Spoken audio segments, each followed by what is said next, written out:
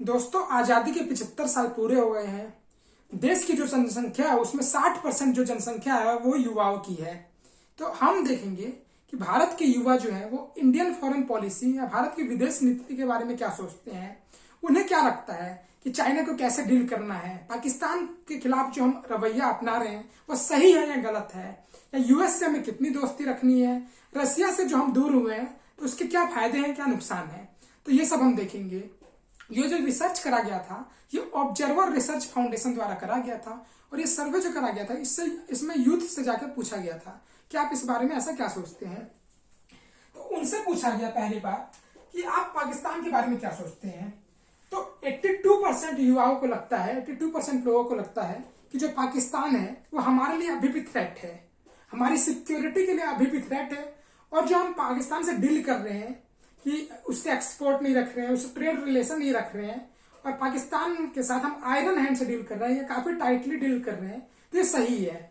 उनसे पूछा गया कि आप चाइना के बारे में क्या सोचते हैं। तो चाइना के बारे में जो 84% लोग हैं वो सोचते हैं कि चाइना कहीं ना कहीं अब हमें चैलेंज कर रहा है, चाहे वो हमारे बॉर्डर पे हो। तो चाइना से हमारे जो बॉर्डर कन्फ्लिक्ट है वो बहुत ज्यादा बढ़ रहे हैं, और चाइना में कहीं ना कहीं हमने जो अपनी पॉलिसी थी वो चेंज करी है। जो पहले हम चेंज करा करते थे, पहले हम शांत रहते थे, अब हमने कहीं ना कहीं अग्रेसिव मोड लिया है। उनसे पूछा गया कि आप रसिया के बारे में क्या सोचते हैं। तो रसिया के बारे में जो यूथ है उन्हें लगता है कि कहीं ना कहीं रसिया पे जो हमारा विश्वास है वो कम हुआ है, और ऐसा इसलिए हुआ है क्योंकि जैसे जैसे रसिया और पाकिस्तान की दोस्ती बढ़ी है, रसिया और चाइना की दोस्ती बढ़ी है, तो कहीं ना कहीं अब रसिया हमारा जो है वो रिलायबल पार्टनर नहीं है, हम रसिया पे ज्यादा विश्वास नहीं कर सकते हैं।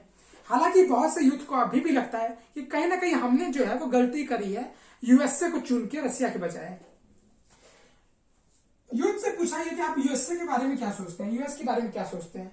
तो उन्हें लगता है कि जो यूएस के साथ हमारा जो डिसीजन है, यूएस के साथ रहने का, यूएस के साथ देने का, तो कहीं ना कहीं इस समय के चैलेंज के हिसाब से सही है। जो भी इस समय चैलेंज है उस हिसाब से, चाहे वो चाइना वाला इश्यू हो, तो उन्हें लगता है कि कहीं ना कहीं चाइना को डील करने के लिए हमें यूएसए से हाथ बढ़ाना चाहिए, और यूएसए और इंडिया को साथ मिलकर काम करना चाहिए। लोगों का यह भी मानना है कि जो ताइवान वाला क्राइसिस है, जैसे जैसे अमेरिका और चाइना की दुश्मनी बढ़ती जा रही है, तो कुछ लोग यहाँ पे मानते हैं कि इंडिया को यहाँ पे न्यूट्रल रहना चाहिए, ना यूएसए के फेवर में आना चाहिए ना चाइना के फेवर में। कुछ लोगों का यह भी मानना है कि जैसे जैसे हमारे एम्बिशंस बढ़ते जा रहे हैं, जैसे जैसे हम वर्ल्ड पावर बनना चाहते हैं, तो कहीं ना कहीं हम शांत नहीं बैठ सकते, इसलिए जरूरी है कि हम यूएसए के साथ मिलकर चाइना को डील करें। तो ये है लोगों का सोचना यूएसए, रसिया, चाइना और पाकिस्तान के बारे में। उनसे यह भी पूछा गया कि आप आने वाले फ्यूचर में जो इंडिया के फॉरेन पॉलिसी में, इंडिया की विदेश नीति में क्या चुनौतियां देखते हैं, कि किन किन चीजों से हमें डील करने में मुश्किल हो रही है या मुश्किलात आएंगे। तो इनसे चैलेंजेस में बहुत सारे देशों को लगता है कि जो रसिया, बहुत सारे लोगों को लगता है कि जो रसिया है और जो यूएसए है, तो कहीं ना कहीं यूएसए जो है वो अगले 10 सालों में हमारा और भी ज्यादा ट्रस्ट वाला पार्टनर बनेगा, और रसिया कहीं ना कहीं उतना नहीं बनेगा, रसिया से हमारी दोस्ती जो है वो खराब होगी। उन्हें यह भी लगता है कि जो पाकिस्तान है और जो चाइना है, इन दोनों देशों से हमारे लिए चैलेंज आने वाले हैं। जैसे कि शी जिनपिंग जो है वो चाइना के फिर से प्रेसिडेंट बने हैं, तो कहीं ना कहीं चाइना और पाकिस्तान हमारे लिए लगातार चुनौती खड़ी कर रहा है, और आगे भी ये चुनौतियां खड़ी करेगा। इसलिए हमें अपनी फॉरेन पॉलिसी को और जो है वो इवॉल्व करनी है और अच्छे से बनानी है, ताकि इन्हें डील करा जा सके। उन्हें यह भी लगता है कि कहीं ना कहीं जो पैंडेमिक जैसे चैलेंज है वो भी कहीं ना कहीं फॉरेन पॉलिसी को इफेक्ट कर रहे हैं, प्रभाव डाल रहे हैं, कि हमें किन देशों से दोस्ती रखनी है, किन देशों से दुश्मनी रखनी है, किन देशों से कैसे इंटरेक्ट करना है। तो उस पर पैंडेमिक का भी असर हो रहा है। उन्हें यह भी लगता है कि जो टेररिज्म है या फिर बॉर्डर कन्फ्लिक्ट है वो भी आने वाले समय में बढ़ते जा रहे हैं या फिर बढ़ेंगे। तो युवाओं को लगता है कि टेररिज्म जैसे जो घटनाएं हैं, चाहे फिर बॉर्डर कन्फ्लिक्ट है जो हमारे चाइना से है, पाकिस्तान से है, तो हमें अपनी फॉरेन पॉलिसी को और भी स्ट्रॉन्ग करनी है, हमें डील करने का नया तरीका ढूंढना पड़ेगा, और जो हम अभी तक करते आए हैं वो भी सफिशियंट है, गुड है। तो इंडियन को, यूथ को ये भी लगता है। उससे ये पूछा गया कि आप फ्यूचर क्या देखते हैं इंडियन फॉरेन पॉलिसी का। तो इंडियन फॉरेन पॉलिसी के फ्यूचर के बारे में युवाओं का मानना है कि हमें कहीं ना कहीं मल्टीलैटरलिज्म की तरफ ध्यान देना चाहिए।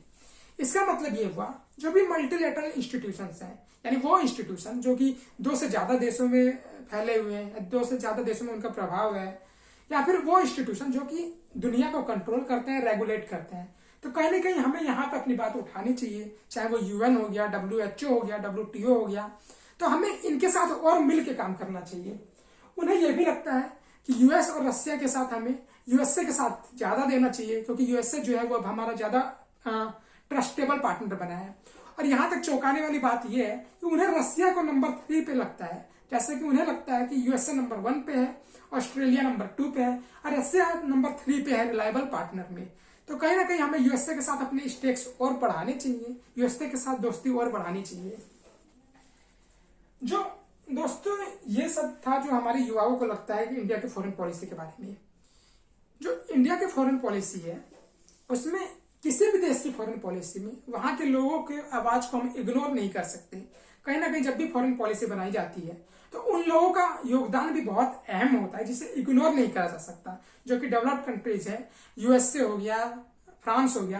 तो हम यहाँ पे क्या देखते हैं कि जो लोग इलेक्ट करते हैं अपने लीडर को, जो चुनाव होते हैं वो फॉरेन पॉलिसी के मुद्दे पे भी होते हैं कि कैसे देश की विदेश नीति होनी चाहिए, कैसे हमें किससे डील करना है। हमने देखा फिलहाल कि अभी यूएसए ने अपनी नेशनल सिक्योरिटी स्ट्रेटेजी लाई थी, और ये तब लाया जब यूएसए में इलेक्शन है।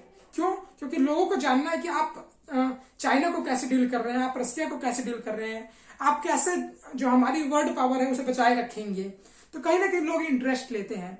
भारत में ये अभी कम है, लेकिन कहीं ना कहीं देखा जा रहा है कि इंडियन यूथ जो है वो इंटरेस्टेड है अपनी फॉरेन पॉलिसी के बारे में जानने में, और कहीं ना कहीं वो बढ़ चढ़ के हिस्सा ले रहे हैं। इसमें अगर हम ओवरऑल बात करें, कुल बात करें, तो जो लगभग 75% यूथ को लगता है कि जो इंडिया की फॉरेन पॉलिसी है वो वेरी गुड या गुड है, यानी बहुत अच्छी चल रही है, अच्छी चलती है। लगभग ये 75% जो है वो लोग मानते हैं। जो ये सर्वे करा गया वो ऑब्जर्वर रिसर्च फाउंडेशन द्वारा करा गया, जिसे नाम दिया गया Observer Research Foundation Foreign Policy Survey 2022। इसमें क्या करा गया? इसमें 5000 लोगों से क्वेश्चन करे गए इन सब के बारे में, और इसमें जो पार्टिसिपेट करने वाले लोग थे वो 18 से 35 साल के लोग थे। ये जो सर्वे करा गया वो 19 शहरों में करा गया, जो कि 10 लैंग्वेज में कराया गया था, 10 भाषाओं में उनसे सवाल पूछा गया जो कि जहां थे। यानी कुल कहने का मतलब है कि ये जो सर्वे करा गया वो काफी कॉम्प्रिहेंसिव वे में करा गया, यानी हर एक यूथ को इसमें लाने की बात करी गई, हर एक लोगों को लाने की बात करी गई इसमें। तो ये था इंडियन फॉरेन पॉलिसी के बारे में और क्या यहाँ के युवा सोचते हैं। Thank you.